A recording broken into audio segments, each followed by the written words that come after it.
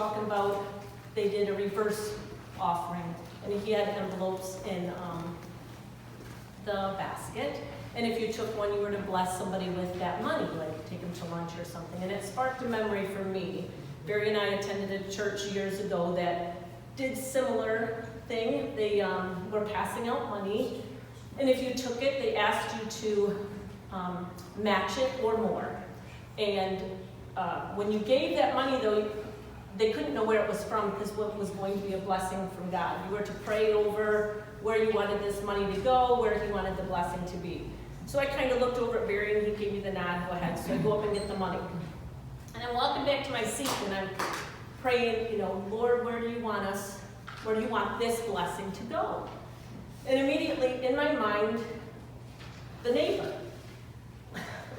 Now, I know this is from God because I don't get along with the neighbor. I mean, like, we don't get along. And I don't not get along with many people, so I'm like, immediately. Now, when I went up there to get the money, when I prayed that prayer, I meant it. Where do you want this? I will give it where you want us to give it. Where do you want this blessing? But immediately I'm like, he doesn't mean that. He doesn't mean the neighbor that I don't get along with. He can't mean her. So pray over it for a few days. That's what they said. So I took that. I didn't say right away I'm going to the neighbor. So praying about it. Nothing else is coming to mind. I mean, nothing. And I don't want to give it to the neighbor. So I know what I'm going to do. I'm going to ask Barry. Because he's not going to say the neighbor, right? So we're sitting at dinner, and I go, Barry, what do you think? Where should we give the money, And he goes, Lynda, I think we should give it to the neighbor. Immediately, my heart broke. That I felt that that he wanted to bless her, and I didn't want to. Did he love her less? No.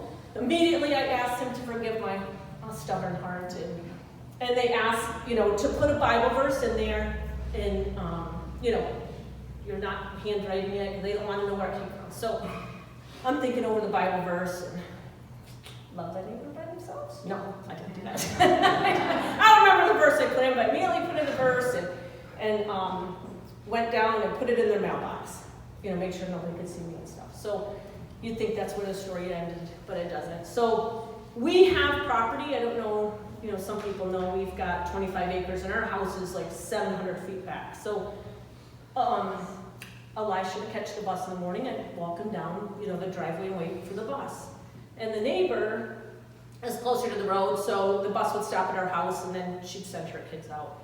Well, this day, she comes out with her children, walks down and gets the mail. And I see her starting to, look through, and she stops it, and I know it's the envelope that the Lord has blessed her with. And she opens that envelope and immediately cries out in thanksgiving and fell on her knees in that gravel driveway. I almost took that away from God blessing her. Now, I don't know what God's asking you today to do, tomorrow, next week, next year, but do it.